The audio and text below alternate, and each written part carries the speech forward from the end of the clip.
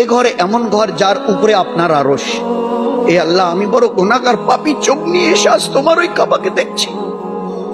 জনমবার বলতাম কাবাতে শরীফাতে কোনোদিন দেখার সৌভাগ্য হয়নি, আজ সেই কাবা আমার চোখের সামনে। তো একটু ওই দিকে আল্লাহর দিকে যদি দিল রুজু করি তো কাঁদতে হবে না, চোখ দিয়ে মানে একেবারে বন্যার মতো পানি বইতে থাকবে। মাতাব বলা হয় কাবা শরীফের ওই যে প্ল্যাটফর্মটা, ওটাকে মাতাব বলা হয়। আমি এখানে মাতাবে এবারে সিঁড়ি ধরে নিচে নেমে এখানে দাঁড়িয়ে আছি, সামনে কাবা আমার। এইভাবে আস্তে করে ভালো করে দাঁড়িয়ে এইবারে চোখ তুলে তাকাই তো কাবা শরীফ আমার চোখের সামনে আমি দেখতে পারবো। ওই সময় দিল খুব আল্লাহর দিকে রুজু করা। এ আল্লাহ, এই সেই কাবা যেখানে লক্ষ নবী আদম আলাইহিস সালাম 1000 বার উনি হজ করেছেন। আদম আলাইহিস সালাম এই ঘরের তো প্রথম থেকে, সেই জামানা থেকে এই ঘর 1000 বার উনি হজ করেছিলেন আদম আলাইহিস সালাম। এই আল্লাহ, এমন কোন নবী বাদ যায়নি যে নবী এই ঘরের তওয়াফ করেনি। এ ঘরে এমন ঘর যার উপরে আপনার আরশ। এ আল্লাহ, আমি বড় গুনাহগার পাপী, চোখ নিয়ে এসে আজ তোমার ওই কাবাকে দেখছি। জনমবার বলতাম কাবাতে শরীফাতে কোনোদিন দেখার সৌভাগ্য হয়নি, আজ সেই কাবা আমার চোখের সামনে। তো একটু ওই দিকে আল্লাহর দিকে যদি দিল রুজু করি তো কাঁদতে হবে না, চোখ দিয়ে মানে একেবারে বন্যার মতো পানি বইতে থাকবে।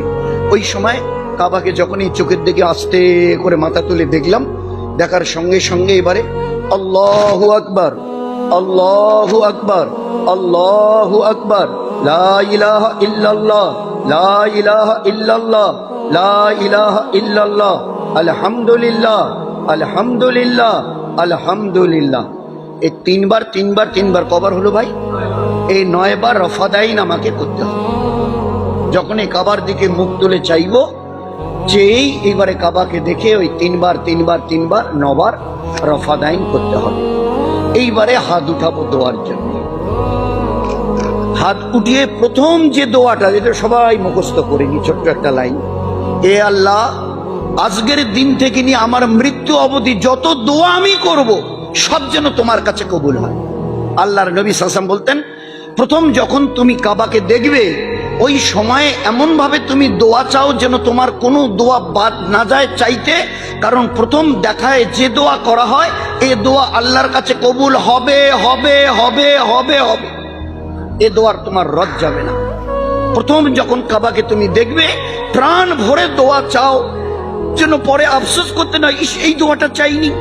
আধা ঘন্টা, পৌনে ঘন্টা, ঘন্টা, তারও বেশি দিল খুলে দোয়া চাও, প্রাণ ভরে, যেন কোনো জিনিস চাইতে বাকি না থাকে। আমার সাথী ভাইরা পাশে আছেন, ওনাদের আধা ঘন্টায় দোয়া হয়ে গেল, আমি তখনও দোয়া করছি, আরো 2 ভাই দোয়া করছে।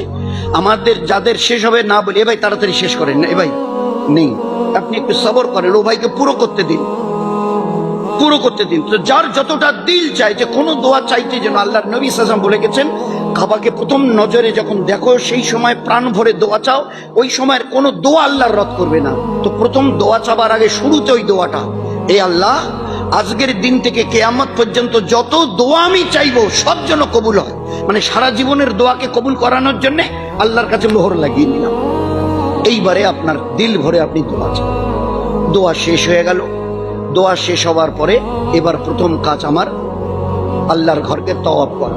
দুনিয়ার যে কোনো মসজিদে যাবেন, যে কোনো মসজিদে নববীতে আমরা কয়েকদিন পরে যাব, তো দুনিয়ার যে কোনো মসজিদে গেলে মসজিদে ঢুকে আগে 2 রাকাত তাহিয়াতুল মসজিদ পড়তে হয়, সুন্নাত। এটা পড়তে হয়, এটা বড় সুন্নাত। মসজিদে নববীতে হুজুর বসে আছেন, একজন সাহাবী গালেবান আনাস রাদিয়াল্লাহু তাআলা দেখা করার জন্য এলেন, সালাম দিয়ে হুজুরের পাশে বসে কথা বলছেন। আল্লাহর নবী বললেন, আনাস, তুমি মসজিদের হক আদায় করেছো, এটা আল্লাহর ঘর, আগে আল্লাহর হক আদায় করো, আগে 2 রাকাত তাহিয়াতুল মসজিদ পড়ো, আল্লাহর হকটা আদায় করো, তারপরে আমার সঙ্গে কথা বলো। তো সারা দুনিয়ার মসজিদে গেলে আগে 2 রাকাত তাহিয়াতুল মসজিদ পড়ে নিতে হয়, কিন্তু বাইতুল্লাহ এমন একটা জায়গা যে এখানে ঢোকার পরে 2 রাকাত তাহিয়াতুল ওযু নেই, ঢুকেই মাত্র প্রথম দোয়া করে তওয়াফ করো। তওয়াফের আমলটা সবচাইতে এখানে দামি, কারণ প্রতি মুহূর্তে, প্রতি সেকেন্ডে 120টা রহমত আসমান থেকে এই কাবার উপরে নাজিল হয়।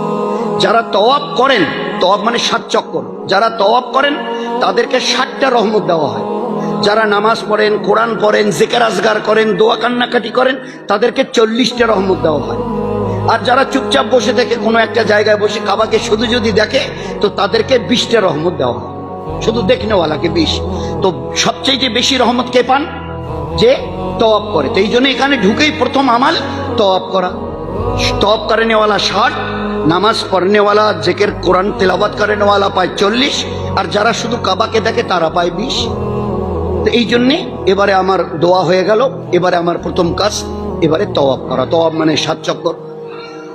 একটা কথা এখানে মনে রাখবো, তওয়াফের জন্য, নামাজের জন্য ওযু, বলেন বলেন, নামাজের জন্য ওযু করা ফরজ, তওয়াফের জন্য ওযু রাখা ফরজ। সাফা মারোয়া দৌড়াতে যদি ওযু না থাকে আপনার সাফা মারোয়া সাই হয়ে যাবে, কিন্তু তওয়াফের সময় ওযু যদি টুটে যায় তো আপনাকে আবার নতুন করে ওযু করে শুরু করতে হবে।